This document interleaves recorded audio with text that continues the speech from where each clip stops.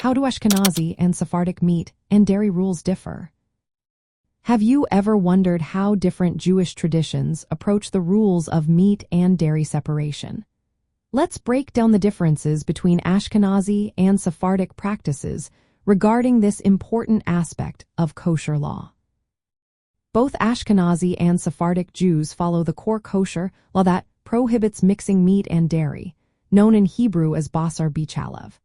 This rule comes from a commandment in the Torah that states not to cook a young goat in its mother's milk. Rabbinic interpretation has expanded this to forbid any combination of mammalian meat and dairy products during preparation and consumption. One of the main differences lies in the waiting period between eating meat and dairy. Sephardic Jews typically wait 6 hours after consuming meat before they can eat dairy products. This longer wait is based on the belief that the meat should be fully digested before introducing dairy. On the other hand, Ashkenazi Jews have a more varied practice.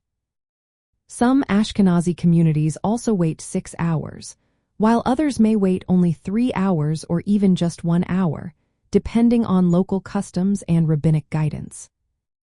Another distinction involves stringencies related to meat and dairy. Sephardic authorities often adopt stricter rules in certain areas. For example, when it comes to chalak meat, which is meat from animals whose blood status is uncertain, Sephardic practices may be more stringent. Additionally, Sephardic Jews may have stricter rules about eating milk with fish compared to some Ashkenazi communities. Both traditions maintain strict separation not only in what they eat but also in the utensils, dishes, and kitchen equipment used for meat and dairy. This means having separate sets of pots, pans, cutlery, and even separate sinks or dishwashers in kosher homes to avoid any cross-contamination. In essence, while the fundamental prohibition against mixing meat and dairy is the same for both Ashkenazi and Sephardic Jews, the main practical differences are in the length of the waiting period after eating meat and some additional stringencies in food preparation and customs. Both communities are committed to upholding the core principles of Kashrut, ensuring respect for these dietary laws.